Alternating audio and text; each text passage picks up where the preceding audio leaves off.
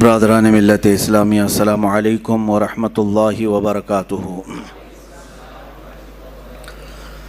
الحمد للہ الحنان المنان الذي خلق الانسان وعلمه البیان، والصلاة والسلام على رسوله سید الانس والجان وعلى آلہ واصحابہ ذوی الخیر والاحسان، اما بعد فاعوذ باللہ من الشیطان الرجیم، بسم اللہ الرحمن الرحیم۔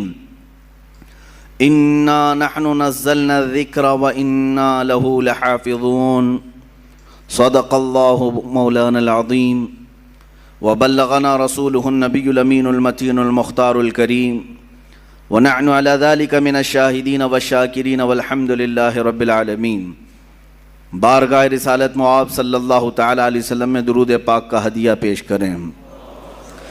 اللہم صلی علی سیدنا و مولانا محمد معدن الجود والکرم وآلہ واصحابہ الکرام وابنہ الکریم، وبارک وسلم صلاة دائمة سرمدا ابدا۔ یہ بے خبر نجومی تمہیں کیا بتائیں گے، یہ بے خبر نجومی تمہیں کیا بتائیں گے، کل کیا ہونے والا ہے وہ قرآن میں پڑھو۔ بحمدی تعالی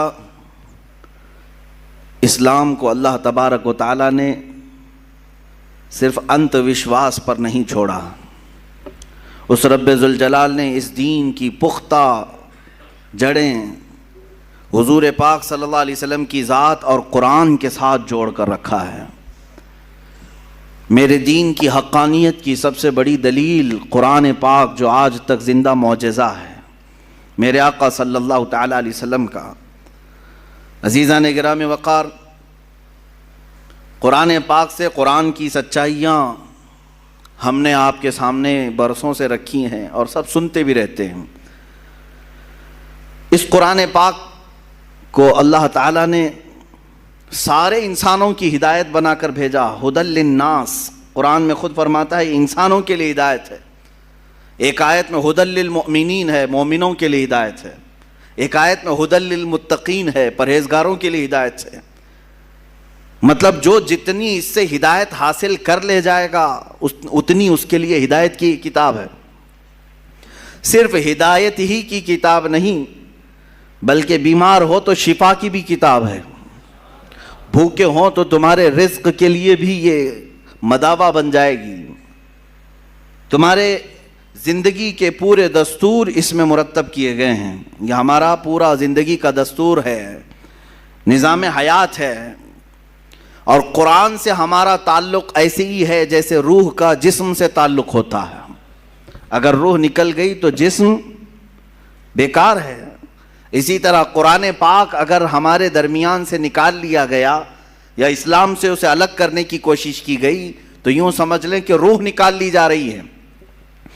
اور ہزار کوئی بولے قرآن کو بدلنے یا ہٹانے یا نکالنے کے ہیں، اس مالک قرآن نے خود یہ ارشاد فرمایا، ہم نے قرآن کو اتارا ہے اور ہم ہی اس کی حفاظت کریں گے۔ ہے ہمت تو بدل کر دیکھ لو، ہے تمہارے اندر طاقت تو اس کو مٹا کر کے دیکھ لو۔ عزیزان گرامی وقار، ہم قرآن کی حفاظت کے لیے جو کر سکتے ہیں یہ ہماری استطاعت کے مطابق ہوگا، لیکن اصل اس کی حفاظت تو رب کریم خود فرما رہا ہے۔ آج میں اس ہدایت والی مقدس کتاب کے سلسلے میں ہی آپ کے سامنے عرض کروں گا، چونکہ یہاں وقت بہت کم ملتا ہے اور مجھے آج طویل گفتگو کرنی تھی آپ کے درمیان، اور میرا یہ میسج عقل والوں تک بھی پہنچے اور بے عقل لوگوں تک بھی پہنچے، ان لوگوں کے درمیان بھی جائے جن کو صرف کیڑے تلاش کرنے کی عادت ہے، تاکہ اللہ چاہے تو انہیں بھی ہدایت مل جائے۔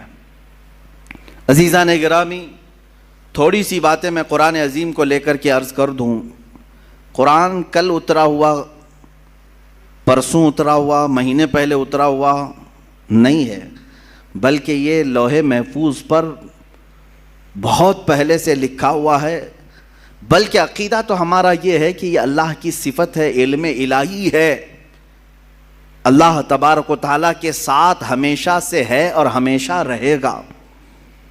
قرآن کو فنا نہیں ہے، قرآن آپ کس کو سمجھتے ہیں؟ یہ جو ورق میں جو لکھا ہوا ہے اس کو مصحف کہتے ہیں. مصحف. قرآن جو در حقیقت ہے وہ اللہ کا علم ہے، وہ ہمیں نظر بھی نہیں آئے گا. وہ جو علم الہی کو الفاظ میں جامہ پہنایا گیا اور اس کو ورق پر لکھا گیا تو ہم نے اس کو اٹھایا ہے، جو چھو سکتے ہیں ہم، اس کو مصحف کہتے ہیں. اصل قرآن تک تو کسی کا ہاتھ پہنچ ہی نہیں سکے گا. مٹانے کی بات تو چھوڑیں، وہ علم الہی ہے، اللہ رب العزت کا علم ہے. قرآن عظیم کو اللہ تبارک و تعالیٰ نے نازل فرمایا اس رسول پاک کے قلب اطہر پر جو کائنات کے سب سے اعلیٰ افضل رسول ہیں، افضل انسان ہیں، اشرف الرسل ہیں، میرے رب ذوالجلال کے سب سے پیارے حبیب ہیں. اور قرآن نے خود کہا ہے نزل بہ الروح الامین علی قلبک لتکون من المنذرین. یہ روح الامین کے ذریعے سے اتارا گیا ہے، جبرائیل امین کے ذریعے سے. اے رسول آپ کے قلب اطہر پر اتارا گیا ہے تاکہ آپ اللہ سے ڈرنے والے ہوں. اب توجہ چاہتا ہوں، قرآن اللہ رب العزت کا علم ہے، اتارنے والے لے آنے والے جبرائیل امین ہیں، جس پر اتارا گیا وہ محمد الرسول اللہ ہیں صلی اللہ تعالی علیہ وسلم. ان ذوات کی بات میں کر رہا ہوں، نہ کوئی اللہ رب العزت کے شان تک کوئی پہنچ سکے گا، نہ اس کے متعلق برا بھلا کہہ کر کے اس کی شان میں کوئی کمی کر سکے گا، نہ اللہ تبارک و تعالیٰ کو کوئی ضرر پہنچا سکے گا، نہ جبرائیل امین تک کوئی پہنچ سکے گا، نہ ہی محمد الرسول اللہ صلی اللہ علیہ وسلم تک. اور جب ان تین کے ذریعے سے اللہ رب العزت نے قرآن اتارا جبرائیل کے ذریعے سے میرے آقا صلی اللہ علیہ وسلم کے قلب اطہر پر، تو قرآن جو رسول پاک کے سینے پر اترا وہ اتنا محفوظ اتارا گیا ہے، اتنا محفوظ کہ صبح قیامت تک 1000 مشینیں، 1000 کمپیوٹر، 1000 انٹرنیٹ لے کر کے بھی اس میں رد و بدل نہیں کر سکیں گے، نہیں بدل سکیں گے. آپ سوال کر رہے ہوں گے کیا اس میں بڑی بات ہے؟ آج تو ایک خبیث مردود، ایک گندی نالی کا کیڑا جس کو سنگھیوں نے پال رکھا ہے، نام تو مسلمان رکھا وسیم نام، لیکن ہے در حقیقت وہ سنگھیوں کا ایک بنگی. اس نے یہ قرآن کو الگ چھاپنے کی کوشش بھی کی اور آیتیں حذف کر کے 26 آیتیں ایک نیا قرآن شائع کرنے کی بات کیا. پہنچا کیا تمہارے پاس قرآن؟ کسی کے پاس آیا ہے قرآن؟ اس کے گھر والے بھی نہیں پڑھ سکے ہوں گے. اس کو شاید ہو سکتا ہے پوری انٹرنیٹ کی دنیا مدد کرے، ایپلیکیشن بنانے والی آئی ٹی ٹیم بھی مدد کر کے دے دے. میرا چیلنج ہے اس کی موت تک بھی یہ اس کا بنایا ہوا ایپلیکیشن چل نہیں سکے گا. یہ کیا سمجھتا ہے کہ پہلی مرتبہ یہ بہت بڑی ڈینگ مار لیا، بہت بڑا اس نے تیر مار لیا؟ اس سے پہلے بھی بہت سارے لوگ آئے اور قرآن پاک کی تحریف اور تبدیل کی کوششیں کرتے رہے، لیکن چونکہ مولا نے جب یہ کہہ دیا ہے کہ ہم ہی اس کی حفاظت کرنے والے ہیں. اور ایک آیت میں تمہیں بتا دوں، اتنی پاورفل آیت ہے، 15ویں پارے کی آیت. رب تعالیٰ فرماتا ہے قُلْ لَئِنِ اجْتَمَعَتِ الْإِنسُ وَالْجِنُّ عَلَىٰ أَن يَأْتُوا بِمِثْلِ هَذَا الْقُرْآنِ لَا يَأْتُونَ بِمِثْلِهِ وَلَوْ كَانَ بَعْضُهُمْ لِبَعْضٍ ظَهِيرًا.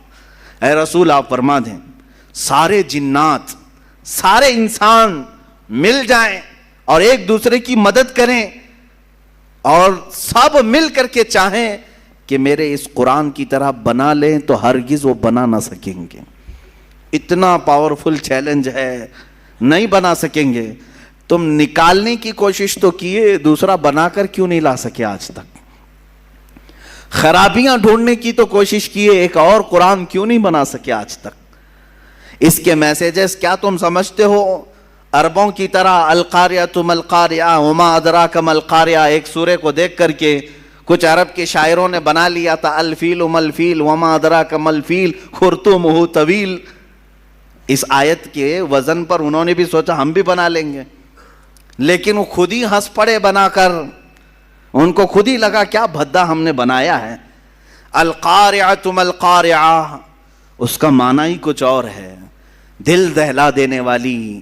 وہ قیامت کے متعلق ہے، کیا دل دہلانے والی، تم کیا جانو کہ کیا ہوتی ہے دل دہلانے والی۔ وہ قیامت کے منظر کو اللہ بیان فرما رہا ہے سورہ قاریہ میں، اور اس کے بدلے میں کچھ عرب کے جاہل شعراء بہت پیسے لے کر بنا کر لائے تھے کہ ہم بھی اسی ٹائپ کا کچھ بناتے ہیں۔ اور بنایا کیا، الفیل ملفیل وما ادراک ملفیل، ہاتھی تم کیا جانو ہاتھی، خرطومہ طویل، اس کی سونڈ لمبی ہوتی ہے، اس کی پونچھ چھوٹی ہوتی ہے۔ اور اس کے بعد پھر ہنسنے لگے، یہ کون سی سورہ ہے، یہ کون سی سورہ بنی۔ وہ خود اپنی بنائی ہوئی چیز پر ہنس پڑے اور پھر پھاڑ کے پھینک دیا۔ میرے عزیزو، عرب والے جو عربی کے بڑے بڑے بلیغ اور فصیح تھے، ان کے درمیان میرے آقا صلی اللہ علیہ وسلم نے صرف 3 آیتیں لکھ کر کے چیلنج کیا تھا۔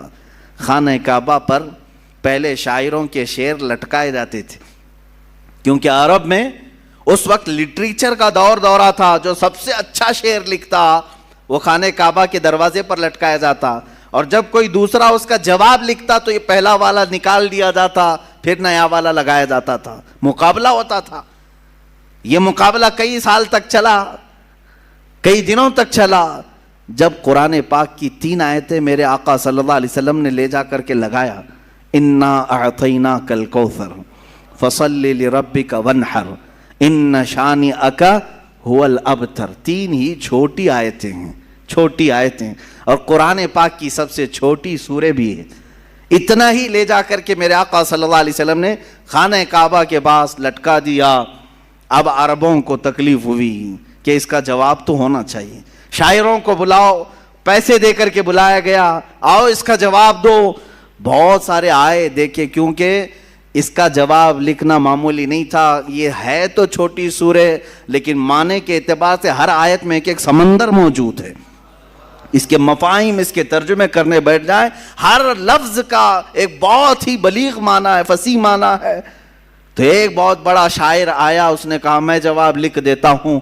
اس نے اس کے نیچے اپنی جانب سے لکھ دیا ما ھذا کلام البشر، اسی کے وزن پر لکھا اس نے، انا اعطیناک الکوثر فصل لربک وانحر ان شانئک ھو الابتر، اتنا لکھا تھا۔ نیچے اس نے جا کر کے لگا دیا ما ھذا کلام البشر۔ وہ کہتا ہے میں اس کا جواب یہ لکھتا ہوں، یہ بشر کا کلام ہو ہی نہیں سکتا، یہ کسی انسان کا کلام ہو ہی نہیں سکتا۔ اس کے بعد پھر یہ خانہ کعبہ پر یہ لٹکانے کا سلسلہ بھی بندی ہو گیا۔ آخری مرتبہ قرآن کی وہی سورہ لگائی گئی، اور آج تک پھر دوبارہ کوئی چیلنج کے لیے لا نہیں سکا۔ عزیزان گرامی، میں تم سے یہ کہنا چاہتا ہوں کہ تمہارے ہاتھوں میں جو قرآن مقدس ہے اس کو معمولی نہ سمجھو۔ یہ اللہ رب العزت کی سب سے اخیر میں آنے والی کتاب، سب سے عظیم اسباق لی ہوئی کتاب، جس کے اندر اللہ نے زمانے ماضی کے قصص بھی بیان کیے، احکام شرعیہ بھی بیان کیے، آنے والے حالات بھی بیان کیے، تمہاری زندگیوں کی کامیابیوں کے راز بھی بیان کیے، لوگوں کے تباہ ہونے کے اسباب بھی بیان کیے، لوگوں کے معاشی حالات کیسے صحیح ہوں اس کے طریقے بھی بیان کیے، تمہارے اخلاق کیسے درست ہوں یہ تمام نکات بھی بیان کیے۔ یہ قرآن پاک ذخیرہ ہے علوم کا۔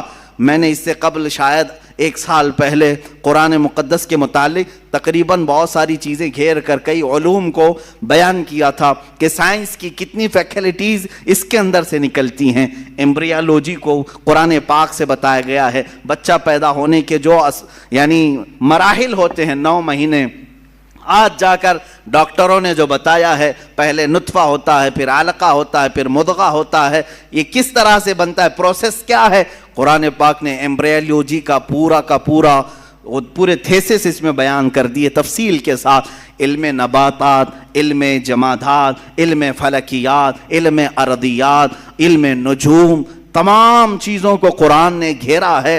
ہر علم کا کوئی نہ کوئی حصہ اس میں تمہیں ملے گا۔ اور رہی بات میتھمیٹکس کی، اللہ اکبر، پورے قرآن کی آیتیں میتھ سے ایسی جوڑی گئی ہیں، الگ الگ انداز سے۔ جس نے قرآن کو دیکھا ہے اس نے ویسی تشریح بھی کی ہے۔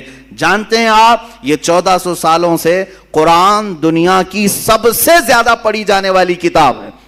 یہ میرا تجزیہ نہیں ہے، میرا تجزیہ نہیں ہے، انٹرنیٹ پر موجود بڑے بڑے ماہرین جو دنیا کا سروے کرتے ہیں انہوں نے یہ نکال کر کے بیان کیا ہے کہ سب سے زیادہ آج دنیا میں جو کتاب پڑھی جاتی ہے وہ صرف قرآن پاک ہے، اور قرآن کا لفظی معنی بھی یہی ہوتا ہے جس کو کثرت سے پڑھا جاتا ہو، کثرت سے پڑھا جاتا ہو۔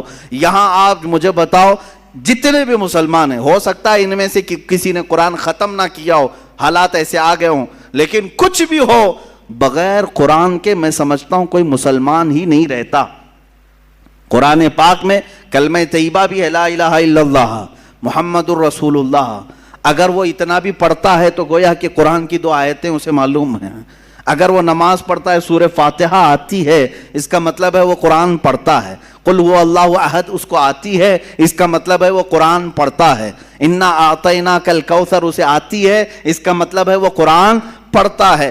اتنا قرآن پڑھنے والے تم کروڑوں مسلمانوں کو دیکھو گی، کروڑوں مسلمان ہیں، ان کے علاوہ کچھ وہ مسلمان ہیں الحمدللہ جن کو اللہ تعالیٰ نے یہ توفیق بخشی ہے، کوئی 3 دن میں ایک ختم قرآن کرتا ہے، کوئی ہفتے میں ختم قرآن کرتا ہے، کوئی مہینے میں ختم قرآن کرتا ہے، کوئی سال میں ختم قرآن کرتا ہے، کئی تو ایسے ہیں جو دن میں ختم قرآن کرتے ہیں۔ اور اللہ تعالیٰ نے ایسے چند اشخاص کو بھی پیدا کیا۔ صرف امام اعظم ابو حنیفہ رضی اللہ تعالیٰ عنہ رمضان المبارک میں 61 ختم قرآن کیا کرتے تھے، دن میں 1 رات میں 1 اور پورے رمضان کی تراویح میں 1، اس طرح سے تقریباً 61 قرآن آپ کے ختم ہوتے تھے۔ یہاں تک کہ روایات میں بتایا گیا ہے جہاں امام اعظم ابو حنیفہ آرام فرما رہے ہیں، جہاں آپ کی قبر ہے آج بغداد میں، اس جگہ پر آپ نے 4000 ختم قرآن کیے ہیں۔ قرآن کو سب سے زیادہ پڑھا جاتا ہے دنیا میں، سب سے زیادہ پڑھا جاتا ہے۔ میں آپ کو ابھی ماضی قریب کا ایک واقعہ بتا دوں، قرآن پاک میں مو ہونے والے، مشغول ہونے والے ایسے بزرگ ہیں۔ بہرحال میں کٹ کرتا ہوں اس واقعے کو، پھر کبھی مجھے کچھ زیادہ طویل گفتگو کرنی ہے کیونکہ دلائل کی روشنی میں آج عرض یہ کرتا ہوں کہ اللہ تعالیٰ نے اس کو یاد کرنے کے لیے بھی آسان بنایا، صرف پڑھنے کے لیے نہیں، یاد کرنے کے لیے بھی آسان بنایا۔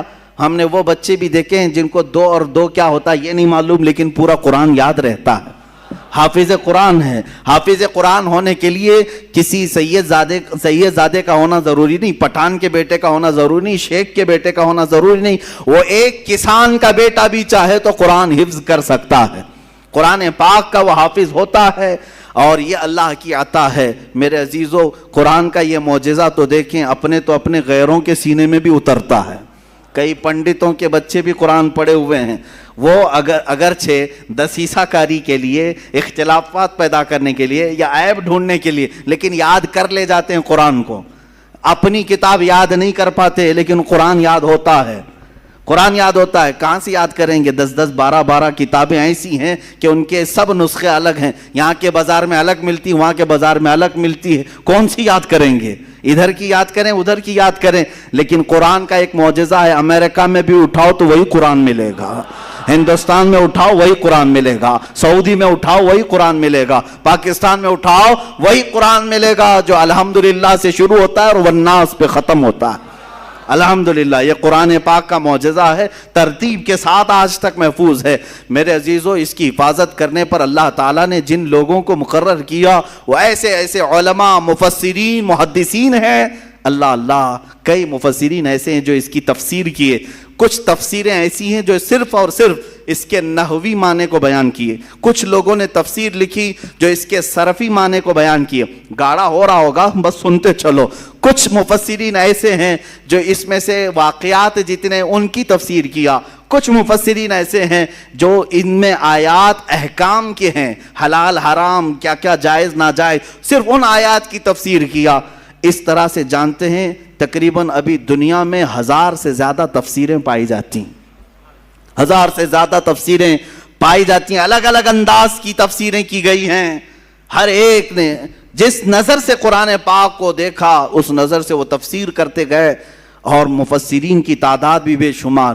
اتنا ہی نہیں میرے عزیزو، مفسر کس کو کہتے ہیں؟ جو قرآن کی خدمت پر لگا ہے، قرآن کو کھول کر لوگوں کے درمیان بیان کرتا ہے۔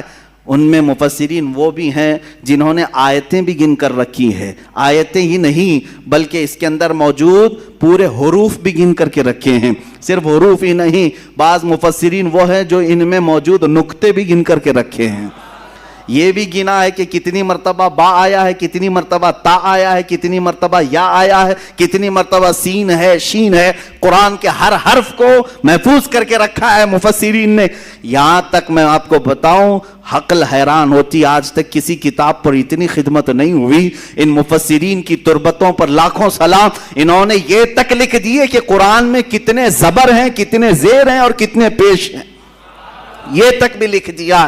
زبر کی تعداد کتنی، زیر کی تعداد کتنی، پیش کی تعداد کتنی، سورے کتنے ہیں، یہ تو موٹی موٹی بات ہے، ہر ایک کو معلوم ہے۔ 114 سورے ہیں، 540 رکوع ہیں، 30 پارے ہیں، منزلیں 7 ہیں، یہ سب تو موٹی موٹی باتیں تقریباً مسلمانوں کو معلوم ہے، لیکن مفسرین نے اس کے نقطے، حروف، زبر، زیر سب جمع کر کے رکھ لیا۔ اب یاد کرنے کے لیے اتنی آسان اللہ نے بنایا، اللہ اکبر۔ کسی کو 3 سال میں یاد ہو رہا ہے قرآن، کسی کو 2 سال میں یاد ہو رہا ہے۔ آج بھی کئی ایسے لوگ ہیں جو کبھی 7 مہینے میں قرآن یاد کرتے ہیں۔ آپ کو پتہ ہے بریلی کے تاجدار امام عشق و محبت اعلیٰ حضرت فاضل بریلوی رضی اللہ تعالیٰ عنہ عالم بھی تھے، قاری بھی تھے، محدث بھی ہیں، مفسر بھی ہیں۔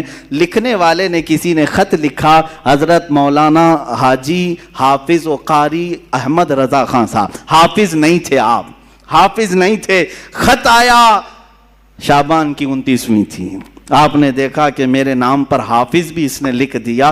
لوگ اگر میرے بارے میں گمان کرتے ہیں کہ میں حافظ ہوں تو کیوں نہ حفظ شروع کروں۔ فرماتے ہیں کہ روزانہ پھر آپ نے قرآن اٹھایا اور فجر کے بعد تلاوت شروع کرتے، ایک پارہ تلاوت کرتے بلکہ یاد کر کے رات کو تراویح میں سنا دیتے۔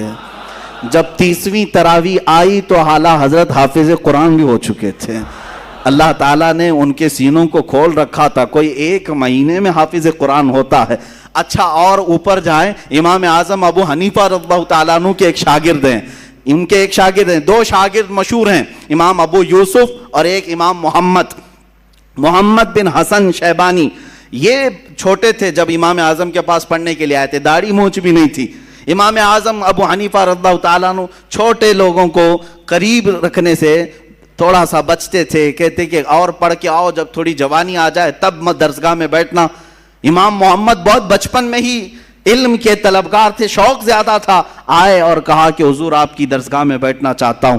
امام اعظم نے دیکھا کہ یہ ہٹتا نہیں، جاتا نہیں، تو ایک شرط لگا دیا، کہا بیٹا میں اسی کو پڑھاتا ہوں جو حافظ قرآن ہوتا ہے، کیا تو حافظ ہے؟ کہا نہیں حافظ تو نہیں۔ امام اعظم نے کہا کہ اس کو چھٹی کریں، حفظ کرنے میں جو زمانہ گزرے گا اس کے بعد آئے گا۔ امام محمد بن حسن شیبانی چلے گئے، یعنی دل میں بات تو رہی کہ درسگاہ میں بٹھایا نہیں، چلو ٹھیک ہے، جا کر کے پھر 8 دن کے بعد واپس دوبارہ آئے۔ امام اعظم ابو حنیفہ نے کہا پھر آ گئے تم، میں نے تمہیں بھیجا تھا۔ امام محمد بن حسن کہتے ہیں حضور پورا قرآن حفظ کر کے آیا ہوں، آپ نے 8 دن قبل کہا تھا، اس 1 ہفتے میں میں حفظ قرآن کر کے آیا ہوں۔ یہ اللہ کا کلام ہے، وہ جس کے سینے میں چاہے اتار دے، اور یہ رب ذوالجلال کی عطا ہے۔ یہ تو میں دنوں کی تعداد بتا رہا ہوں، کوئی مہینے میں، کوئی 6 مہینے میں، کوئی سال، 3 سال، 8 دن۔ مولا اگر چاہے تو منٹ میں بھی کسی کے سینے میں اتارے، یہ اس کا کرم ہے۔ ذالک فضل اللہ یؤتیہ من یشاء،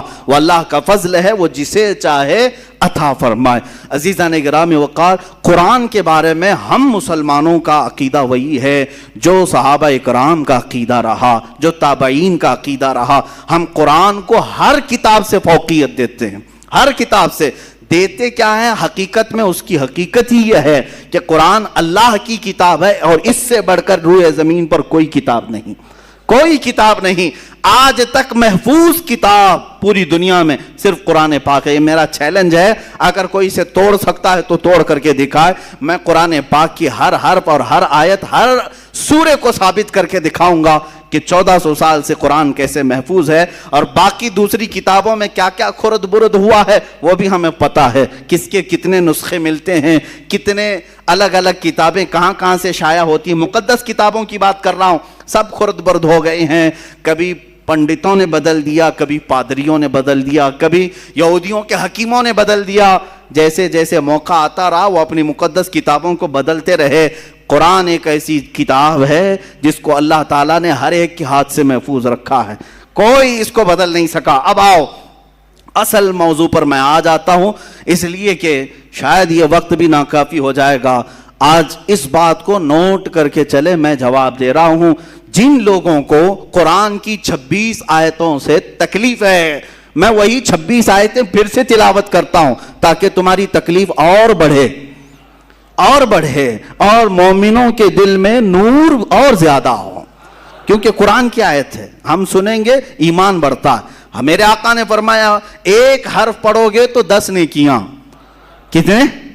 ایک حرف پڑھو تو 10 نیکیاں. اب یہ 26 آیتوں میں نے کاؤنٹ نہیں کیا کتنے حرف ہیں, اب کاؤنٹ کریں گے تو ہزاروں نیکیاں ہیں, اور مومنین کے لیے یہ ثواب ہی ہے. اور ان لوگوں کے لیے اگر تکلیف ہے تو اعلیٰ حضرت کا وہ شعر میں عرض کر کے آگے بڑھتا ہوں. فاضل بریلوی رضی اللہ تعالیٰ عنہ فرماتے ہیں دل آدھا کو رضا تیز نمک کی دھن ہے. میں سمجھاتا ہوں, اعلیٰ حضرت کے اشعار بھی اچھوں کو نہیں آ پاتے, پلے نہیں پڑھ پاتے ہیں, لیکن میں بھی کوئی بہت بڑا عالم نہیں ہوں. بزرگوں سے, اساتذہ سے جو سنا اشعار یا تشریح وہ آپ کے سامنے منتقل کرتا ہوں. اعلیٰ حضرت فرماتے ہیں دل آدھا کو رضا تیز نمک کی دھن ہے, کچھ اور ذرا چھڑکتا رہے خامہ تیرا. مطلب یہ ہے دل آدھا دشمنوں کے دل کو تیز نمک کی دھن ہے. تیز نمک پایا جاتا ہے, ایک تیز نمک کیا ہوتا ہے, یہ نمک زبان پر رکھو گے تو 2 گھنٹے جلتی رہے گی زبان. ایک تیز نمک ہوتا ہے, وہ تیز نمک جلدی کوئی چکھتا نہیں. لیکن اعلیٰ حضرت فرماتے ہیں کچھ دشمن ایسے ہیں ہمارے, ان کو تیز نمک کھانے کی عادت ہے, ان کو تیکھا تیکھا کھانے کی عادت ہے, تو پھر تم انہیں میٹھا میٹھا کیوں کھلاؤ گے؟ کچھ اور ذرا چھڑکتا رہے خامہ تیرا. اعلیٰ حضرت اپنے بارے میں فرمائے خامہ کہتے ہیں قلم کو, احمد رضا تمہارا قلم اور تھوڑا سا نمک چھڑکتا رہے تاکہ ان کو تیز کھانے کی جو عادت ہے وہ ملتی رہے. آج اگر 26 آیتیں کسی کو کچو کے لگاتی ہیں, پیٹ میں مروڑ پیدا کرتی ہیں, تکلیف دیتی ہیں, تو ہم اعلیٰ حضرت کے اسی شعر کی برکت سے اور تلاوت کریں گے اور تلاوت کریں گے. میں اپنی تقریر کے اخیر میں یہ عرض ضرور کہوں گا کہ یہ 26 آیتیں میں نے اس کو پورا ایک بینڈ بنایا ہے, ایک کتاب انشاءاللہ العزیز شائع بھی ہوگی اور ہر گھر میں تقسیم بھی ہوگی. تم بھی پڑھو, ان تک بھی پہنچاؤ تاکہ یہ آیتیں بار بار دیکھیں اور پھر وہ محسوس کریں جنہیں ہم حذف کرنے کی کوشش کر رہے تھے وہ آج ان چھوٹے مسلمانوں نے گھر گھر تک پہنچا دیا ہے.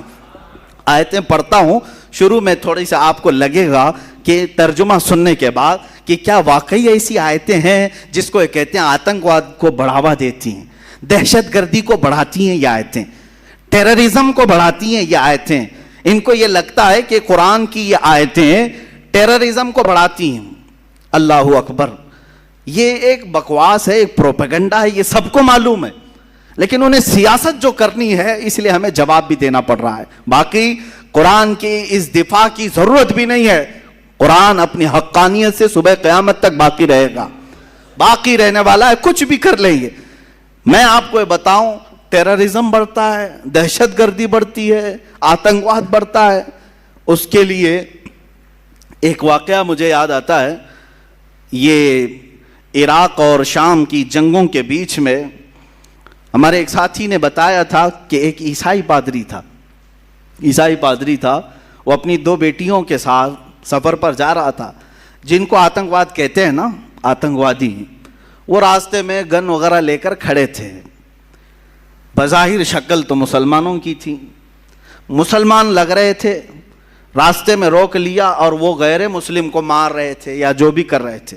یہ ٹیررسٹ ہوتے کون ہیں, دہشت گرد ہوتے کون, آتنکواد ہوتے کون ہیں؟ توجہ چاہتا ہوں. اس عیسائی پادری کو انہوں نے روک لیا, چیکنگ شروع کی, چیک کیا اس کی گاڑی کو, اس کے بعد پوچھا بتاؤ تم مسلمان ہو یا مسیح ہو, کیا ہو؟ اس نے کہا میں مسلمان ہوں. اس عیسائی پادری نے کیا کہا, میں مسلمان ہوں. تو سامنے جو کھڑے تھے گن وغیرہ لے کر کے کہا کہ اچھا چلو ٹھیک ہے, اگر مسلمان ہو تو قرآن پڑھ کے بتاؤ. تو یہ پادری, اس کے پاس بائبل تھی, بائبل رکھی ہوئی تھی, وہ اٹھایا اور اس میں سے پڑھنے لگا. کچھ جگہ سے پڑھا اور سامنے والوں نے کہا اچھا ٹھیک ہے جاؤ تم مسلمان ہو آگے جاؤ، چھوڑ دیا۔ اس کی بیٹیاں اس سے پوچھنے لگیں بابا یہ کیا کیا تم نے؟ ان لوگوں کے سامنے کہا میں مسلمان ہوں اور بائبل پڑھ کے بتایا کہ قرآن پڑھ رہا ہوں۔ اس عیسائی نے بہت اچھا جواب دیا تھا، کہا کہ بیٹا مجھے معلوم ہے یقین کے ساتھ کہ یہ جو کھڑے تھے یہ قرآن پڑھے ہوئے لوگ نہیں تھے، قرآن پڑھے ہوئے لوگ نہیں تھے۔ اگر قرآن پڑھے ہوئے ہوتے تو راستہ روک کر کسی کی گردن پر بندوق نہیں تانتے۔ مجھے یقین تھا کہ یہ کسی اور کے پالے ہوئے ٹٹو ہیں، ان کے پاس کچھ بھی پڑھو تو یہ سمجھیں گے قرآن ہے۔ حقیقت یہی ہے میرے عزیزو، ٹیررزم یا آتنکواد اور دہشت گرد جس کو کہا جا رہا ہے، میں یقین کے ساتھ کہتا ہوں انہیں لاؤ اور قرآن کی آیتیں پڑھوا کر کے دکھاؤ، نہیں پڑھ پائیں گے۔ ان کو تو خریدا گیا ہے یا پالا گیا ہے یا جس طرح سے بنایا گیا ہے۔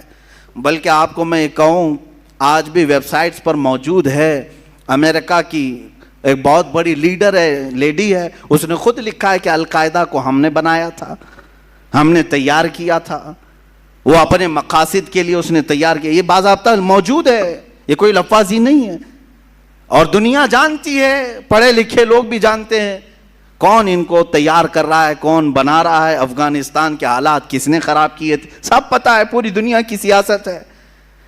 اب جن لوگوں کو یہاں ہندوستان میں اب تکلیف شروع ہوئی ہے کہ یہ 26 آیتیں قرآن سے حذف کر دی جائیں، مدرسوں میں یہ پڑھاتے ہیں، جس کی وجہ سے آتنکواد بڑھتا ہے، دہشت گردی کو فروغ ملتا ہے، میں ان سے پہلے یہ آیتیں پڑھ کر کے سناؤں گا، اس کے بعد جواب میں کیا دینے والا ہوں وہ انتظار کریں۔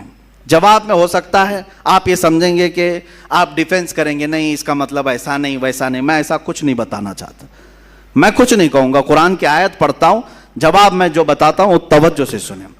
آیت نمبر 1 قرآن پاک کی، جس پر ان کو تکلیف ہے، سنلقی فی قلوب الذین کفروا الرعب بما اشرکوا باللہ ما لم ينزل به سلطانا ومأواہم النار وبئس مثوى الظالمین۔ اللہ فرماتا ہے، کنز ایمان کا ترجمہ میں ہر جگہ کرتا رہوں گا، توجہ، کوئی دم جاتا ہے کہ ہم کافروں کے دلوں میں رعب ڈالیں گے، کافروں کے دلوں میں رعب ڈالیں گے کہ انہوں نے اللہ کا شریک ٹھہرایا جس پر اس نے کوئی سمجھ نہ اتاری، اور ان کا ٹھکانہ دوزخ ہے، اور کیا برا ٹھکانہ نا انصافوں کا۔ اس آیت میں تکلیف کس بات کی ہے ان کو؟ تکلیف کس بات کی ہے؟ اس بات کی ہے کہ یہ اللہ تمہارا کہہ رہا ہے کافروں کے دلوں میں مسلمانوں کا رعب ڈالے گا، رعب ڈال کر کے رکھے گا، ہم سب کو ڈرائے گا تمہارا اللہ۔ یہ آیت نمبر 1۔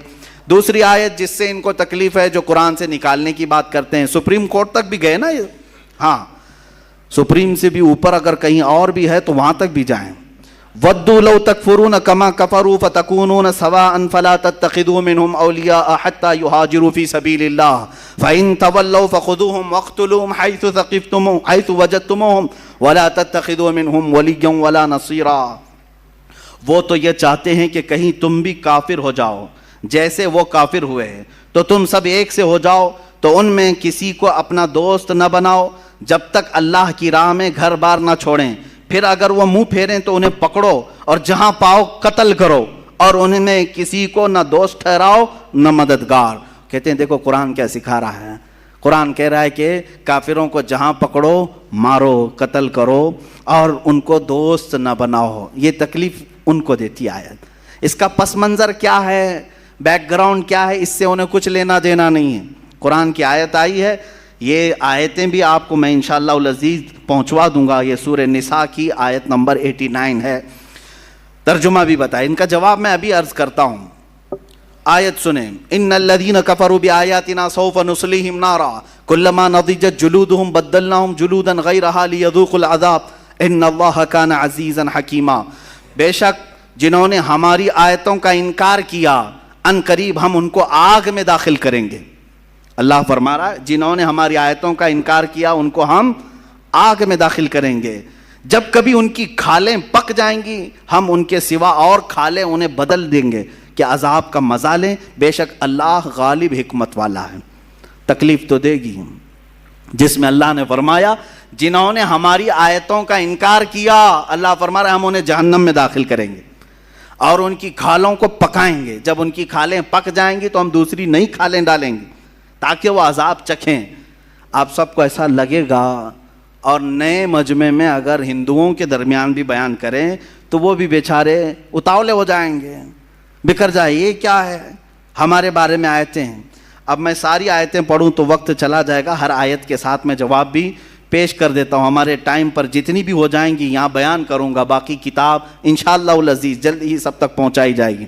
میں نے جو آیت پڑھی پہلے، اللہ نے جو فرمایا ہے کہ ہم تمہارا رعب کافروں کے دلوں میں ڈالیں گے، یہی آیت ہے نا، اور اس سے ان کو اعتراض ہے کہ یہ کیسی بات ہے کہ قرآن کہتا ہے تمہارا رعب ہمارے دلوں میں ڈالیں گے، اللہ فرما رہا ہے نا، اللہ فرما رہا ہے۔ چلو ٹھیک ہے، ہم اللہ کے بندے ہیں، اللہ اگر ہمیں یہ بات فرما رہا ہے تو ہم تو ناز سے جھومیں گے۔ اللہ جب یہ فرما رہا ہے کہ ہم تمہاری مدد کر رہے ہیں اور تمہارا رعب کافروں کے دلوں میں ڈالیں گے، ذرا آؤ اب جواب کے طور پر میں اس کا دفاع اپنے الفاظ میں نہیں کرنا چاہتا، ہم بھگوت گیتا کو ہی اٹھا لیتے ہیں۔ شریمد بھگوت گیتا میرے پاس موجود ہے، پوری کتاب میرے پاس ہے، اس کا اردو ترجمہ جس نے کیا ہے وہ بھی میرے پاس موجود ہے، پرم پوجیہ ایسی بھکتی ویدانت سوامی شریلا پربھو پاد، جنہوں نے اس کا ترجمہ کیا ہے، وہ کتاب میرے پاس موجود ہے، اور میں پوری تیاری کر کے لے کے آیا ہوں، یہ آپ کے سامنے آج بیان کر رہا ہوں۔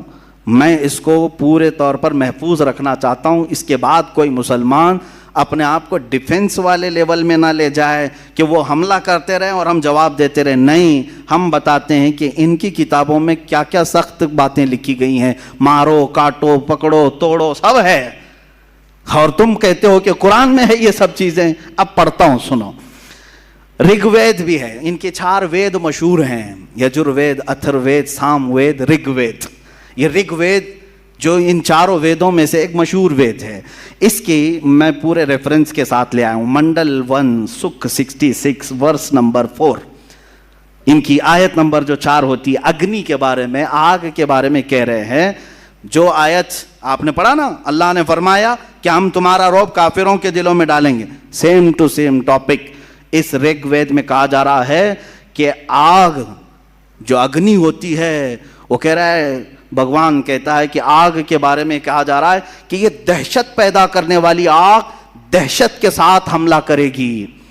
دہشت کا لفظ تو ہمارے پورے قرآن میں کہیں نہیں ہے، ٹیررسٹ کا لفظ پورے قرآن میں کہیں نہیں ہے، لیکن جنہوں نے رگ وید کا ترجمہ کیا ہے انہوں نے دہشت کا لفظ استعمال کیا ہے، دہشت گردی قرآن میں نہیں آئی۔ اب یہ اگر بتائیں گے تو کچھ لوگوں کو برا لگے گا، اور برا لگے تم چپ ہو جاؤ، ہم بھی چپ ہو جاتے ہیں، ضرورت نہیں چھیڑ خانی کرنے کی۔ قرآن پر تم نے انگلیاں اٹھائی تو ہم بتاتے ہیں دہشت کا لفظ کہاں کہاں آیا ہے۔ قرآن نے کہا ہم تمہارا رعب ان کے دلوں میں ڈالیں گے، اور تم کہہ رہے ہو تمہاری کتاب میں ہے دہشت والی آگ سے ہم سب کو جلائیں گے۔ آیت نمبر 2، دوسری آیت، اچھا، جس میں اللہ تعالیٰ نے یہ فرمایا ہے وَاقْتُلُوهُمْ حَيْثُ ثَقِفْتُمُوهُمْ، بلکہ یہ آیت سنیں، یا ایھا الذین آمنوا انما المشرکون نجس، اللہ نے فرمایا اے ایمان والو، بے شک مشرکین نجس ہیں، کیا ہے؟ ناپاک ہیں، نجس ہیں۔ تو یہ کہتے ہیں دیکھو ہم سب کو تو ناپاک کہہ دیا ہے، نجس کہہ دیا ہے، قرآن کہتا ہے کہ نجس ہے۔ یہ باتیں میں ان سب سے کہوں گا جو اپنی اپنی کنڈلیاں لے کر کے لوگوں کو گمراہ کرتے ہیں، ویڈیو بناتے ہیں، فیس بک پہ ڈالتے ہیں، اور بیچارے بھولے بھالے ہندوؤں کو مورکھ بناتے ہیں، بیوقوف بناتے ہیں۔ اس میں بڑے پیمانے پر وہ کیا نام ہے، کلشریشٹھ، اور دوسرا یہ جو پاکھنڈی تھا جو گوفے میں بیٹھ کے بھوکتا ہے، یہ قرآن کے متعلق جو باتیں کرتے ہیں، سنیں، وہ اپنے لوگوں سے کہتے ہیں قرآن کہہ رہا ہے بے شک یہ مشرکین کا مطلب آئیڈل ورشپرز، جو خدا کے علاوہ دوسرے کو پوجا کریں، یہ نجس ہے۔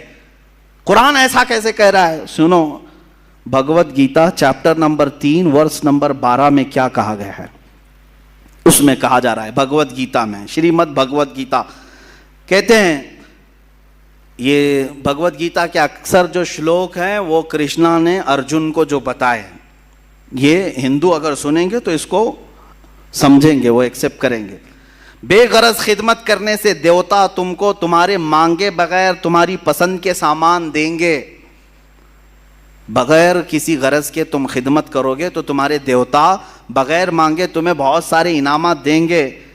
اور اگر کوئی دیوتاؤں کی دی ہوئی نعمتوں کو دیوتاؤں کو نہیں دے گا، یعنی چڑھائے گا نہیں، چڑھاوے گا نہیں، اور خود مزہ لے گا، تو بھگوت گیتا میں کیا کہہ رہا ہے؟ وہ دنیا کے بڑے چور ہیں، وہ یقیناً چور ہوں گے.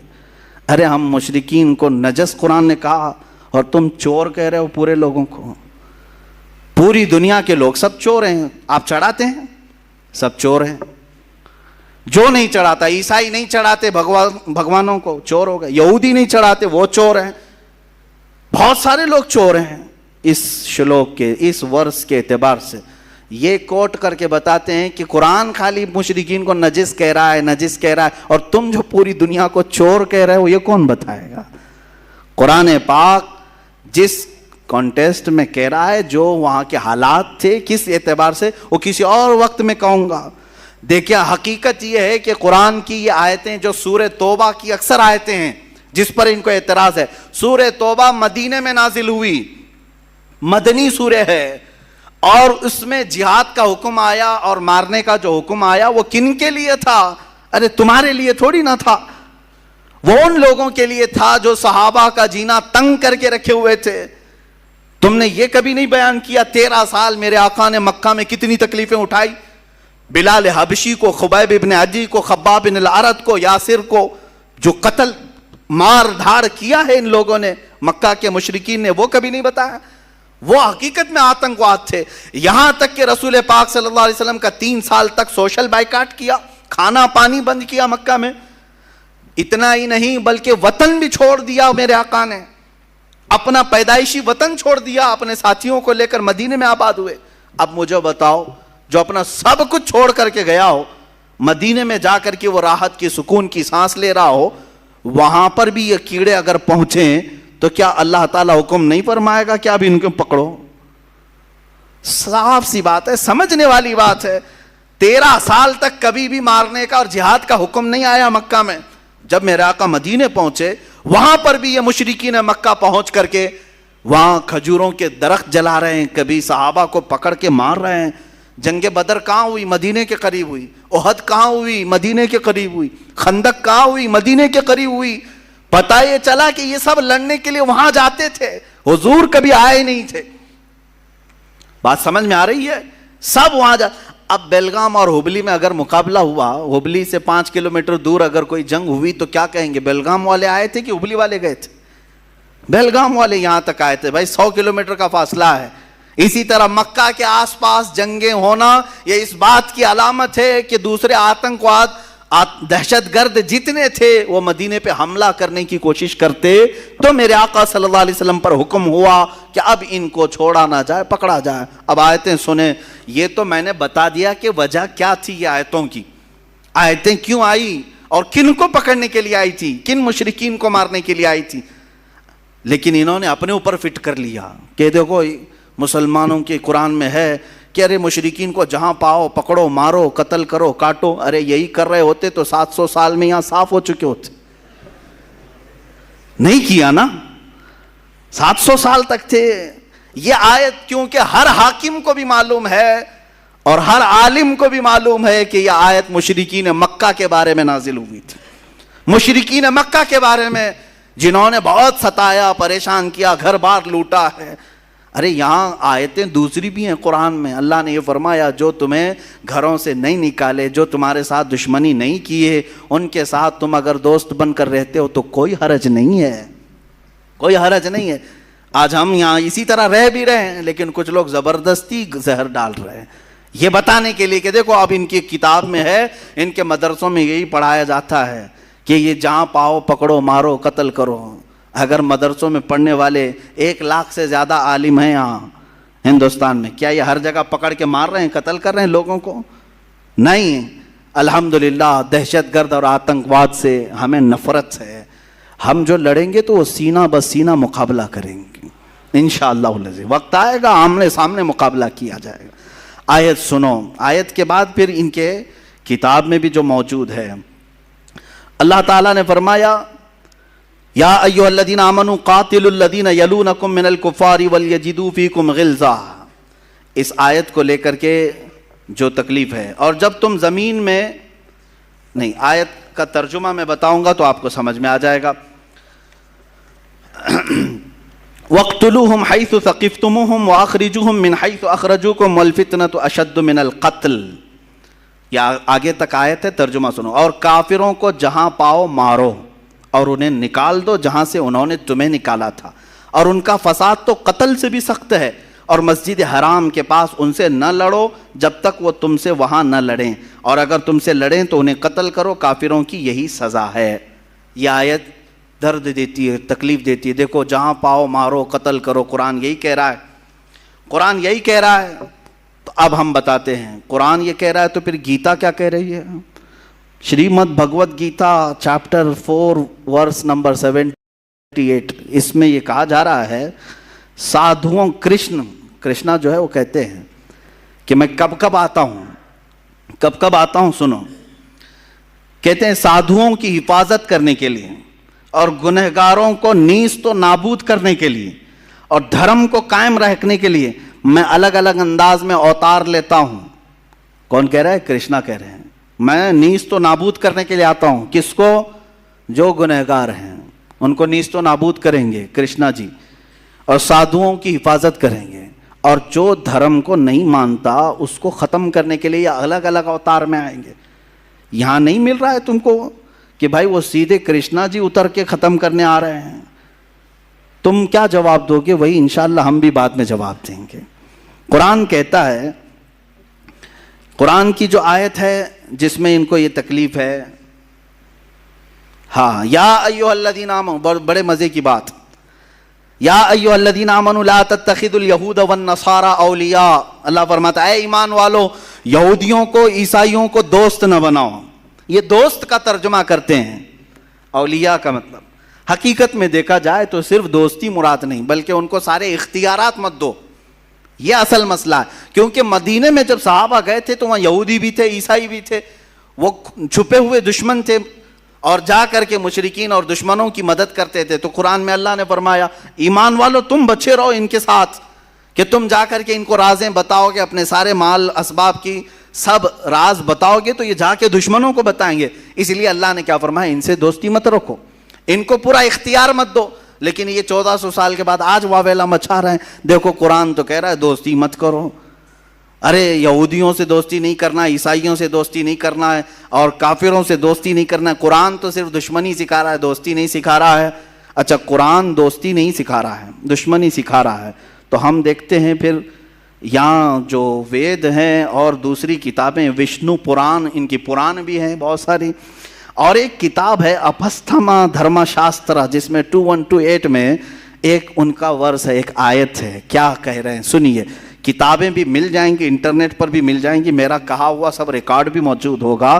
کہا جا رہا ہے ایک چنڈال یعنی دلت کو، چنڈال کہتے ہیں دلت، شودر کو ہاتھ لگانا بھی گناہ ہے. ارے ہم دوستی کرنے کو منع کر رہے ہیں. یعنی قرآن کے بارے میں کیا کہہ رہے ہیں؟ یہودیوں سے اور عیسائیوں سے دوستی نہ کرو. اتنی بات پر تم واویلا مچا رہے ہو. اور یہاں تو قرآن میں کہا جا رہا ہے کہ دلت اور شودر کو ہاتھ لگانا بھی گناہ ہے. ہاتھ بھی مت لگاؤ. کیوں؟ انسان نہیں ہے وہ؟ دلتوں کو سناؤ، اور اس کو بات کرنا، اسے دیکھنا بھی گناہ ہے. اپستھما کتاب کا نام، دھرما شاستر 2128 اس میں موجود ہے.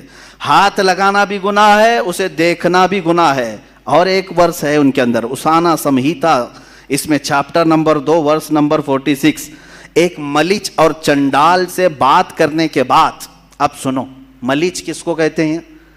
ملیچ یہ دوسرا باہر سے آئے ہوئے آدمی کو ملیچ کہتے ہیں. یعنی ہم مسلمان بھی ملیچ ہو گئے ان کے نزدیک. یہ کہتے ہیں نا باہر سے آئے ہوئے، تو ہمارے بارے میں بھی یہی بات آئے گی.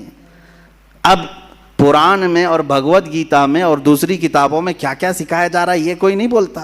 یہ بھی لے کر کے کبھی سپریم کورٹ جاؤ، یہ بھی لے کر کے جاؤ کہ بھائی یہاں پر بھی تو بہت زیادہ سختی کی بات آئی ہے.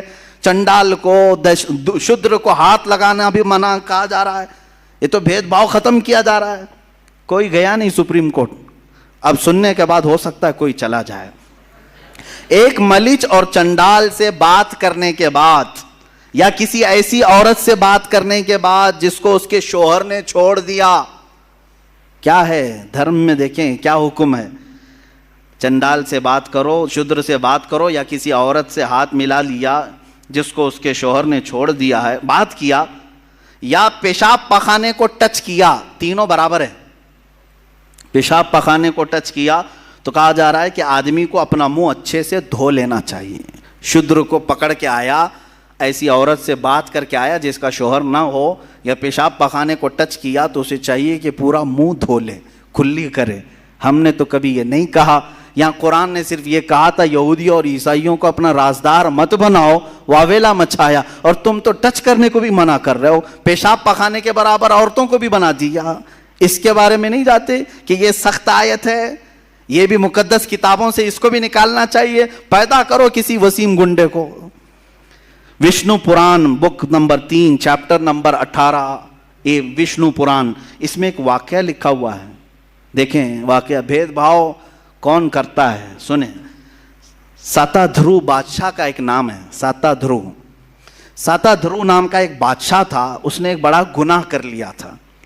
یہ کتاب میں وشنو پران میں یہ موجود ہے. کیا گناہ کر لیا تھا؟ توجہ, بادشاہ نے گناہ یہ کر لیا تھا کہ ایک کافر سے بات کیا تھا. کافر سے بات کر لیا. ان کے نزدیک کون کافر ہے؟ جو ان کے دھرم کو نہیں مانتا. جو دھرم کو نہیں مانتا وہ کافر ہے. انکار کرنے والے کو کافر کہا جاتا ہے. ہمارے ہاں بھی وہی کافر ہے جو اللہ کو نہ مانے. ان کے ہاں بھی کافر, ہم کافر ان کے نزدیک ہے. تو بہرحال ساتا دھرو بادشاہ نے ایک کافر سے بات کیا, اتنا بڑا گناہ کر لیا اس نے. کیا ہوا کتاب میں موجود ہے.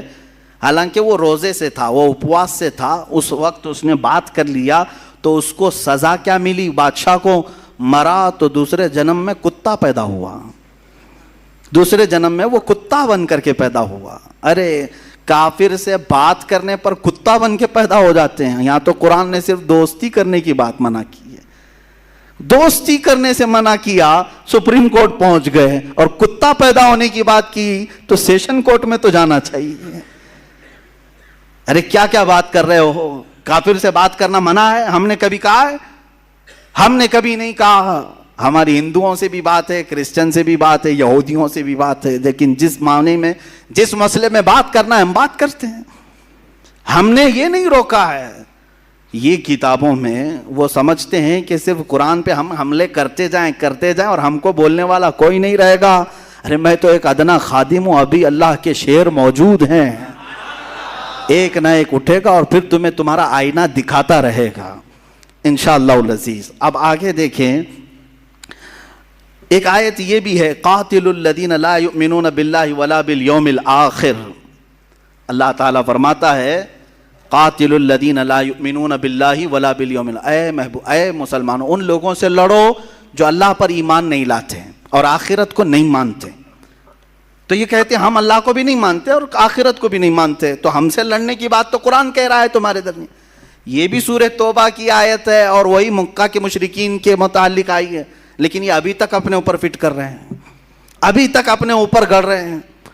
خیر اپنے اوپر فٹ کرتے ہو تو ٹھیک ہے, تمہاری مرضی. لیکن اس آیت کے متعلق میں پھر گیتا کو اٹھاتا ہوں, پھر Shrimad Bhagavad Gita chapter number 2 verse number 18, 22 اور 30, 3 اس میں ورس ہیں. یہ ہم نے کافی تک و دو کے بعد سب جمع کر لیا. الحمدللہ ہمارے پاس بھی وہ علماء آج بھی موجود ہیں جو ہر جگہ کے خزانے نکالتے ہیں, سب جگہ نظر رہتی ہے. میں بہت چھوٹا طالب علم ہوں, ہمارے ساتھ علماء کی ایک بڑی جماعت ہے الحمدللہ. گیتا میں کرشنا ارجن سے کہتا ہے, آیت ذہن میں ہے نا, اللہ نے فرمایا ان لوگوں سے لڑو جو اللہ کو نہیں مانتے اور آخرت پر ایمان نہیں رکھتے, ان سے لڑو, جنگ کرو. اب کرشنا ارجن سے کیا کہہ رہے ہیں سنو. کہتا ہے سارے جسم ختم ہونے والے ہیں مگر روح باقی رہنے والی ہے, اس لیے ارجن اس بات کو سمجھ کر جنگ کرو کہ جس طرح انسان پرانے کپڑے اتار کر نئے کپڑے پہن لیتا ہے, ویسے ہی روح پرانے جسم کو چھوڑ کر نئے جسم میں آ جاتی ہے. تو اے بھارت کے بیٹے ارجن, جسم میں رہنے والی روح کو ختم نہیں کیا جا سکتا, وہ اگلے جنم میں پھر پیدا ہو جائے گی. یعنی اگر تم کسی جسم کو مارتے ہو کاٹتے ہو تو خوف کرنے کی ضرورت نہیں. اور ایک دوسری اس میں یہ کہا گیا ہے کہ تم اس بات کا خوف نہیں کرنا اس لیے کہ جس جاندار کو تم مار رہے ہو اس کے بارے میں تو لکھا گیا ہے پہلے سے ہی مرنے والا تھا. خالی تم جسم کو مار رہے ہو, روح تو رہتی ہے. ان کے یہاں 7 جنم کا جو مسئلہ ہے تو کاٹو جتنوں کو چاہے, مارتے رہو. ارے یہاں مارا, ابھی یہ دوسری جگہ آ جائے گی پورن جنم لے کر کے, دوسرے میں پیدا ہو جائے گی. تو کرشنا ارجن سے کہہ رہے ہیں مارو ان کو, کوئی مسئلہ نہیں ہے. اور قرآن کے متعلق کہہ رہے ہو کہ اللہ نے فرمایا کہ قتل کرو ان لوگوں کو. گیتا میں بھی وہی چیز ملے گی آپ کو, سیم کانٹیسٹ, سیم چیزیں ہم نکال کر کے. یہ ابھی کچھ ہی چیزیں ہیں, تلاش کریں گے تو ہو سکتا ہے بہت ساری چیزیں ملیں گی. اب دیکھیں جو لوگ, یہ ایک آیت یہ بھی ہے, اس کو کہتے ہیں اے ایمان والو یا ایھا الذین آمنوا لا تتخذوا آباءکم واخوانکم اولیاء ان استحبوا الکفر علی الایمان. اے ایمان والو اپنے باپ اپنے بھائیوں کو دوست نہ رکھنا. تمہارے لیے بھی حکم ہے, ہمارے لیے بھی. اپنے باپ بھائیوں کو دوست نہیں رکھنا اگر وہ ایمان چھوڑ کر کافر ہو جائیں. الحمدللہ ہم آج بھی یہی کریں گے, یہی کریں گے نا. ہاں ہمارا عقیدہ یہی ہے, نبی سے ہو جو بیگانہ اسے دل سے جدا کر دیں, پدر مادر برادر جان و مال ان پر فدا کر دیں. ہمارا عقیدہ یہ ہے, نبی سے جو ہو بیگانہ وہ ہمارا ہو نہیں سکتا. اور قرآن کہہ رہا ہے تمہارے باپ بھائی وغیرہ اگر ایمان کو چھوڑ کر کفر کو پسند کرتے ہیں تو دوست مت رکھو ان کو, ان کے ساتھ دوستی مت رکھو, ورنہ کیا ہوگا تمہارے ساتھ بھی چھیڑ چھاڑ کریں گے اور الگ معاملات ہوں گے. بہرحال اب گیتا میں بھی ایسا ہی کچھ ملتا ہے. Chapter number 1 verse number 26 Krishna Arjun کو جنگ پہ ابھارنے کے لیے کہہ رہے ہیں. کرشنا بھگوان ہے, ارجن جو وزیر ہے یا جو بھی ہے, جنگ کرنے کے لیے, اور ارجن جنگ نہیں کرنا چاہ رہا ہے. تو کرشنا جی کیا کہہ رہے ہیں, ارجن کیوں جنگ نہیں کرنا چاہ رہا تھا؟ یہ آپ پڑھیں گے بھگوت گیتا وغیرہ کی مطالعے کے بعد پتہ چلتا ہے کہ ایک جنگ ہوئی تھی پانڈووں اور گوروں کے بیچ میں. تو پھر ارجن نے دیکھا دونوں ٹیم میں کون ہے, اس کے دشمنوں کی ٹیم میں کون کون ہے. اس کے دونوں طرف دیکھ کر کے ارجن دیکھا ٹیم بی ہو یا ٹیم اے ہو, جو دشمنوں کی ٹیم تھی اس میں ارجن کا باپ بھی ہے, دادا بھی ہے, استاد بھی ہے, ماموں بھی ہے, بھائی بھی ہے, بیٹے بھی ہیں, دوست بھی ہیں, سسرا بھی ہے اور اچھا چاہنے والے بھی ہیں. یہ سب دشمنوں کی ٹیم میں کھڑے ہیں اور ارجن ادھر ہے. اور پھر اب کرشنا جی کہتے ہیں اٹھو جنگ کرو, اٹھو جنگ کرو, اس لیے کہ ان کی محبت تمہارے اوپر غالب نہ آئے, جنگ کرو. ارے میاں یہاں تو قرآن نے صرف باپ اور بھائی کا ذکر کیا کہ اگر وہ ایمان چھوڑ کر کفر کو اختیار کریں تو دوستی نہ کرو. اور کرشنا تو جنگ کرا رہے ہیں باپ سے بھی, دادا سے بھی, سسرے سے بھی, بیٹے سے بھی, بھائی سے بھی, استاد سے بھی, سب ہے بھگوت گیتا میں. یہ آیت نہیں نظر آئی جس میں یہ کہا گیا ہے ارجن کو کہ تم مخالفت میں اگر تمہارا باپ بھی آئے, دادا بھی آئے, بیٹا بھی آئے, بھائی بھی آئے, استاد بھی آئے, ماموں بھی آئے, سب آئے, جنگ کرو, لڑو, اٹھو. یہ چیز تو گیتا میں بھی ہے. یہ کوئی کیوں نہیں کہتا کہ یہ آیت پڑھنے کے بعد کوئی آتنکوادی بن سکتا ہے, کوئی اپنے ماموں کے خلاف ہی تلوار لے سکتا ہے اور سسرے کے خلاف پہلے لے سکتا ہے. ہاں یہ پڑھنے کے بعد تو ایسا لگے گا ارجن کو جب سسر کے خلاف کھڑے ہونے کے لیے کرشنا جی نے کہا ہے تو پھر اس پر ہم کیوں نہیں عمل کریں, کیونکہ سسرا ہی تو لا کر کے ہمارے گھر میں رکھا ہوا ہے. آیت اور کئی آیتیں ہیں, وقت ختم ہونے آیا ہے. میں اس کو آج اس لیے آپ کے سامنے رکھا کہ تم ڈیفنس والے لیول میں نہ جاؤ, دفاع کرنے کے معاملے میں نہ جاؤ کہ قرآن نے ایسا نہیں کہا ویسا نہیں کہا. میاں ان کی کتابوں میں بھی سیم چیزیں ہیں. وقت ہوتا تو پھر بائبل اور تورات وغیرہ ان دوسری کتابوں کو جو مقدس مانا جاتا اس سے بھی لایا جاتا, لیکن آج معاملہ یہاں پر ہندوستان میں ان کے ساتھ ہے اور یہ سمجھتے ہیں کہ ہمارے ہاں ایسا کچھ بھی نہیں ہے, صرف قرآن میں ہے, صرف قرآن میں ہے. میں نے جتنی آیتیں پڑھی قرآن کی اور اس کے مقابل میں جتنے ورس اور جتنے چیپٹر بھگوت گیتا کے, ابھی منوسمرتی کا تو حال ہی الگ ہے. منوسمرتی جو ہے یہ تو بہت خطرناک کتاب ہے. خطرناک کتاب ہے. اس کو 2-3 مرتبہ انہوں نے بدل دیا, پھر بھی ابھی بھی جا کے خطرناک ہے. ابھی بھی جا کے اس میں جو لکھا گیا ہے یہ دیکھیں. قرآن میں ایک آیت ہے ملعونین اینما ثقفوا اخذوا وقتلوا تقتیلا, یعنی منافقوں کے بارے میں کہا ہے اللہ تعالیٰ نے کہ لعنت کیے ہوئے لوگ ہیں, جہاں ان کو پاؤ پکڑو مارو. یہ آیتیں پکڑو مارو والی ان کو بہت تکلیف دیتی. کس کے لیے کہا گیا ہے؟ جنگ ہو رہی ہے, دشمن بھاگ جا رہا ہے یا دسیسہ کاری کر رہا ہے تو اس کو کیا چھوڑ دیں گے آپ؟ ارے انڈیا کے بارڈر کو کراس کر کے کوئی دشمن داخل ہو جائے, کیا انڈیا کی حکومت اعلان نہیں کرے گی جہاں پاؤ پکڑو اس کو؟ نہیں اعلان کرے گی کہ ایک بارڈر کراس کر کے گھس آیا ہے ہمارے اسٹیٹ کے اندر, جہاں ملے ارے پوسٹر بھی لگاتے ہیں, ایسی شکل والا کہیں دکھے تو فوراً پکڑو. پکڑنے کا حکم تو آتا ہے, لیکن وہ پوسٹر لے کر کے کیا ہم سب کے گھروں پہ پھرتے رہیں گے؟ ہر ایک کو پکڑنے کا گورنمنٹ نے کہہ دیا ہے, پکڑو مارو. ارے بھائی خاص آدمی کے لیے کہا ہے جو بارڈر سے گھس کر کے آیا. اسی طرح قرآن نے ان خاص لوگوں کے لیے کہا ہے جو اسلام کی جڑیں کاٹنے پر لگے تھے. تو ملعونین کا جو لفظ آیا, کہتے ہیں دیکھو لعنت کرتے ہیں قرآن میں, ہمارے اوپر لعنت کرتے ہیں. یہ تو منافقین کے لیے کی گئی ہوئی آیت ہے, لیکن پھر بھی آپ کو میں بتا دوں گیتا میں چیپٹر نمبر 16 ورس نمبر 9 میں کہتے ہیں جو لوگ گیتا کی بات نہیں مانتے وہ شیطانی لوگ ہیں. آیت ہے قرآن میں ملعونین کا لفظ آیا, لعنت کیے ہوئے ہیں, اور بھگوت گیتا میں کہا کہ جو گیتا کو نہیں مانتے وہ شیطانی لوگ ہیں. یہ لوگ روح کو نہیں مانتے, حقیر لوگ ہیں, بے وقوف ہیں, ان کا کام دنیا کو تباہ کرنا ہے. 4 گالیاں دے دیا آپ نے پوری دنیا کو. شیطانی لوگ ہیں نمبر 1, حقیر لوگ ہیں نمبر 2, بے وقوف ہیں نمبر 3, دنیا کو تباہ کرنے والے ہیں نمبر 4.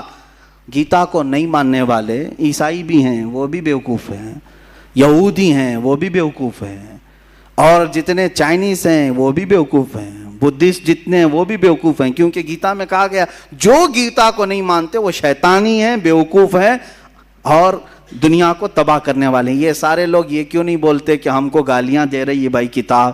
ہم نے آج تک سپریم کورٹ میں پوچھا بھی نہیں کہ یہ شیطانی لوگ ہم کو کہا جا رہا ہے, بیوقوف کہا جا رہا ہے, اس کو نکالو. ہم نہیں جانتے ہیں, ہم نہیں چاہتے, ہمیں ضرورت نہیں. تم پڑھو, تم اپنے پاس رکھو. قرآن ہم پڑھ رہے ہیں, ہم کہاں تمہیں مارنے جا رہے ہیں, کاٹنے جا رہے ہیں. جو زہر پھیلانے کی کوشش کرے گا تو پھر ترکی بترکی جواب بھی دیا جائے گا. ایک آیت یہ پڑھا. اب منوس مورتی کی جو بات میں کہہ رہا تھا اس میں یہ ہے, ہاں یہ آیت جہاد کے متعلق جو نازل ہوئی, یا ایھا النبی حرض المؤمنین علی القتال, اے نبی مومنوں کو جنگ پر ابھاریے. ان یکم منکم 20 صابرون یغلبوا 200. اللہ فرما رہا ہے اگر یہ مومنین میں 20 لوگ صبر والے ہوں گے اللہ 200 پر غالب کرے گا, 200 پر غالب کرے گا. یہ سب توڑ مروڑ شروع ہو گئے, پیٹ میں تکلیف ہو گئی کہ مسلمانوں کو جنگ پر ابھار رہا ہے اللہ ان کا. اگر یہ 20 لوگ ہوں گے تو ہمارے 200 پر بھاری ہوں گے, 200 پہ بھاری ہوں گے. یہ آیت سب کو بتا رہے ہیں, دیکھو 20 لوگوں کو بھی اکٹھا کر رہے ہیں, 200 پہ تم بھاری ہو جاؤ گے, 200 پہ تم بھاری ہو جاؤ گے. میاں کیا قرآن میں ہی ہے یہ؟ منوس مورتی چیپٹر نمبر 7 ورس نمبر 74 کیا کہتی ہے یہ کتاب؟ کہتی ہے قلعے کے دیوار پر کھڑا ہوا ایک تیر چلانے والا جنگ کے میدان میں 100 دشمنوں کے برابر ہے. تم تو ایک آدمی کو 100 کے برابر بتائے. قلعے پر تیر لے کے کھڑا ہونے والا 100 دشمنوں کے برابر ہے, اور 100 تیر انداز 10,000 دشمنوں کے برابر ہے. تمہارے پاس اور بھی زیادہ ہے.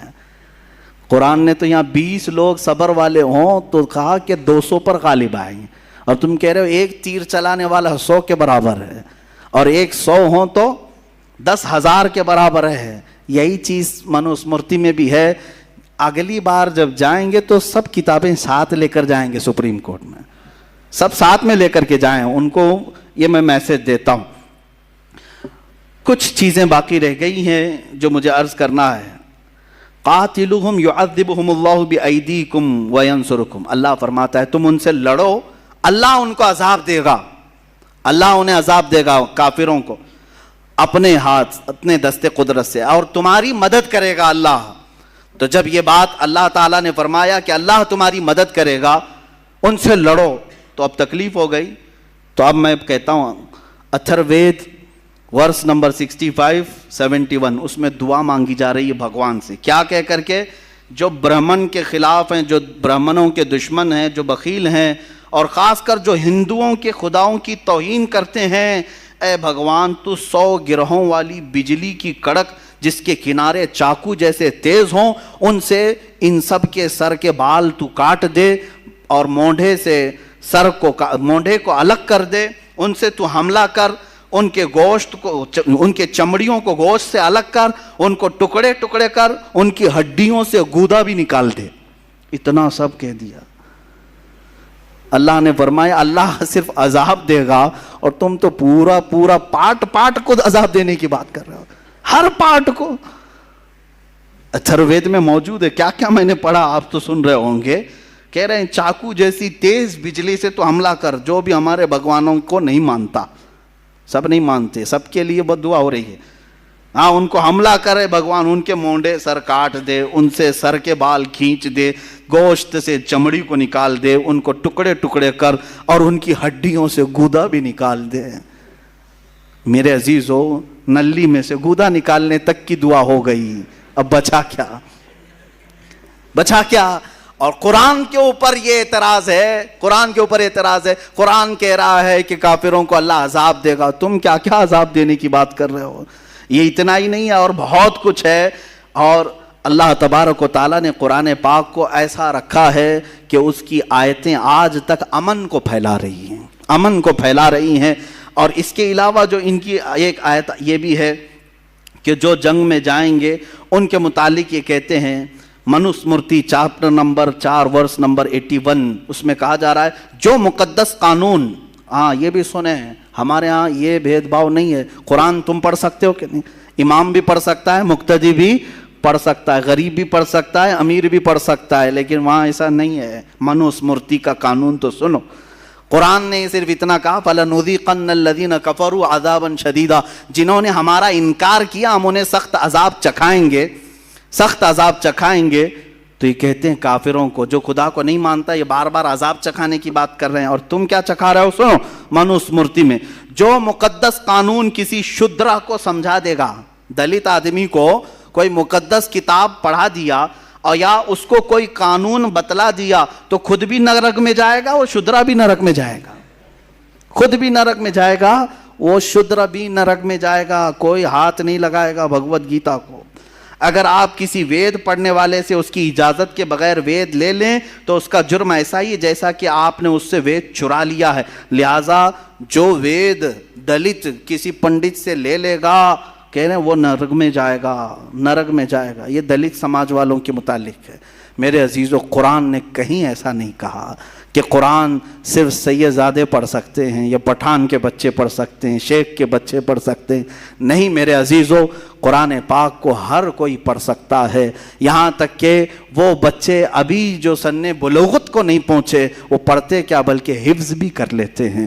یہ میں نے آپ کو صرف اس لیے بتایا ہے کہ کہیں تمہارے اندر یہ احساس کمتری نہ آئے۔ کیا قرآن میں ایسے لڑنے مرنے کاٹنے کی باتیں آئی ہیں جو یہ ہم پر حملہ کر رہے ہیں؟ کہیں کوئی فکر کرنے کی ضرورت نہیں۔ جس دن یہ اعتراض کریں گے، ایک آیت یہ بتائیں گے تو 10 میں کتابوں سے بتاؤں گا کہ کہاں کہاں تم کاٹنے کی بات کر رہے ہو، کہاں کہاں تم قتل کی بات کر رہے ہو۔ سب پرانی کتابوں میں موجود ہے، دشمنوں سے مقابلہ کرنا، جنگوں کے حالات موجود ہے، کون سی جنگ میں کتنے مارے گئے، کتنے قتل کیے گئے، سب موجود ہے۔ لیکن کیا بتائیں، آج اسلام دشمنی عروج پر ہے۔ سب کو صرف اسلام کو ٹارگٹ کرنا ہے، قرآن کو ٹارگٹ کرنا ہے، اس لیے یہ سارے معاملات اٹھائے جا رہے ہیں۔ اللہ تعالی ہم سب کو قرآن کا فہم عطا فرمائے، قرآن کی سمجھ عطا فرمائے، قرآن پر عمل عطا فرمائے۔ مولا قرآن کے مخالفین کو نیست و نابود فرمائے، جو اللہ اور اس کے رسول صلی اللہ تعالیٰ علیہ وسلم کی گستاخیاں کر رہے ہیں، مولا تو انہیں عذاب شدید کا گرفتار بنا دے۔ اے رب ذوالجلال، جتنے حاضرین ہیں بشمول من، مولا ہم سب کو جو غلطیاں کوتاہیاں ہوئی ہوں اپنے فضل و کرم سے معاف فرما دے۔ وصلی اللہ تعالیٰ علی خیر خلق محمد وآلہ واصحابہ اجمعین، وآخر دعوانا الحمد للہ رب العالمین۔